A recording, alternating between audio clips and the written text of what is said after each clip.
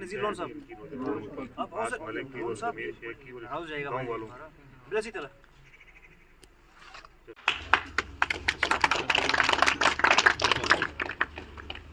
इसके बाद मैं एजाज भाई से गुजारिश करूंगा कि आप भी आएँ और सोचा नहीं है अभी तक क्योंकि हमारे पास उतने वसाइल नहीं है। और मैं यहाँ पे अंजम साहब भी हैं और बाकी जितने भी लोग हैं, मैं सबसे गुजारिश करता हूँ जितना भी हो सके हस्बे तौफीक ज़रूर। हम यही नहीं कहते हैं कि एक ही बार 20-30 हज़ार रुपये देते हैं, जैसे कासिम साहब ने भी कहा हमें आपका 200-100 रुपये महीने में ज़रूरत है, ज़्यादा नहीं ज़रूरत है, जिससे ये चलेगी। और उसके अलावा इसमें हमने ये रखा है कि हमने डिफरेंट, जैसे मंडी से हमें 2 लोग चुने हैं, सुरनकोट से 2 लोग हैं और मैंडर से भी 2 लोग हैं। इसलिए यह है कि जब हमारे पास कोई इमरजेंसी केस आएगा, हमने अपने लेवल पे उसको वेरीफाई करना, सर्विस तो हमने देनी है। अगर वो हमें गरीब लगा, हमारी टीम को गरीब लगा, तो हम उसको तेल का भी जो खर्चा है वो नहीं लेंगे। उसके अलावा जो हमारे लोग हैं जो जिनको खाली तेल ही, जितना जम्मू का जैसे 3-3500 4,000 हमने रखा है, इससे श्रीनगर का भी हमने रखा है, जैसे हमारी गाड़ी तेल खाएगी तो बाकी उनसे कोई हमने इंस्टॉलमेंट या उनसे ज़्यादा पैसा नहीं लेना है। मैं सभी लोगों का शुक्रिया अदा करता हूं, अपने टीम मेंबर्स का, खास करके डॉक्टर वहीद शेख साहब हैं, ज़मीर शेख साहब हैं, हमारे एजाज भाई हैं।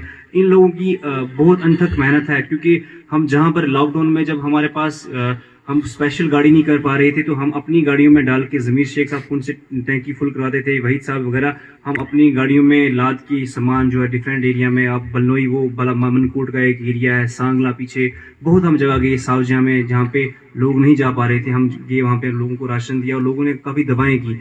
एक इंस्टेंट में सर को बताता है, चलो हम तो मैंडर में या मनकोट एक एरिया है वहाँ पे पीछे हम गए गाँव में, तो एक बुढ़िया थी, लगभग उनकी 70-75 साल उम्र थी उनके, बाकी सारे रिश्तेदार पाकिस्तान में थे। और जब हम उनके पास गए, कुछ 3:30 बजे हम उनके पास गए, तो जब एक भाई ने कहा कि ये पुंछ से लोग आए हैं, तो उन्होंने ये कहा कि मड़ा कौन खांसी इस राशन की। और जब हम अभी रास्ते में ही थे कि लगभग 4:30 बजे उनकी डेथ हो गई, मतलब शायद उनको पता था कि मुझे मरना है, तो 1 घंटे के बाद उनका जो है इंतकाल हो गया था। काफी दवाएं और जो हमने उनको सामान दिया था, उनके चौथे पे वही सामान लगा था। तो अजान भी हो रही है और मैं इसी पे इजाजत चाहता हूँ। खुदा। इस टीम ने काम किया है वो काबिल तारीफ है। और इससे पहले भी मैं आपको बताता चलूं कि ये आज कोई नई बात नहीं, जब भी जरूरत पड़ी किसी इलाके को तो हमेशा इस सोसाइटी ने बहुत अच्छा रोल अदा किया। आपको याद होगा कि 2009 में हमने एक आवाज़ उठाई थी कि स्पेशली एबल पर्सन लोग जो हैं वो मेरे गांव अड़ाई में बहुत ज़्यादा हैं, जिनको लेकर मैं काफ़ी परेशान था। और अल्लाह का शुक्र कि हमने उस पर काम किया और उस बीमारी पे भी रोक लगी, और जो बेचारे मेरी तरह माजूर थे उनकी मदद करने में अपना रोल अदा किया।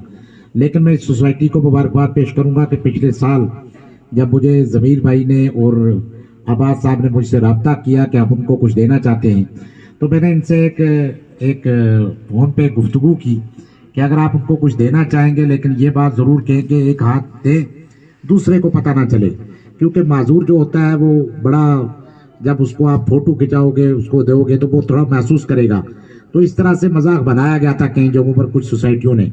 लेकिन मैं मुबारकबाद पेश करता हूँ आपकी सोसाइटी को कि वाकई ही में जो आपने मदद की उनकी, आपने लोगों को दिखाने के लिए नहीं की, बल्कि अल्लाह की रजा के लिए की। मैं इसके लिए आपके सोसाइटी का बड़ा शुक्रगुजार हूँ। और यही नहीं कि अड़ाई में, बाकी भी जहाँ पर आपने देखा कुछ इस तरह का, जब आप ये जावेद लून साहब बता रहे थे कि कुछ बच्चे हैं जिनकी पढ़ाई का खर्चा है, मतलब ये इस तरह के काम, यही इबादत है और यही हमें दूर लेके जाएगी। अगर मैं सोच लूँ कि मैं बैठा रहूँ, तो रब्बुल आलमीन ने, देखो माजूरी एक अलग चीज़ है, लेकिन इंसान दिमाग और जुबान से माजूर नहीं होना चाहिए।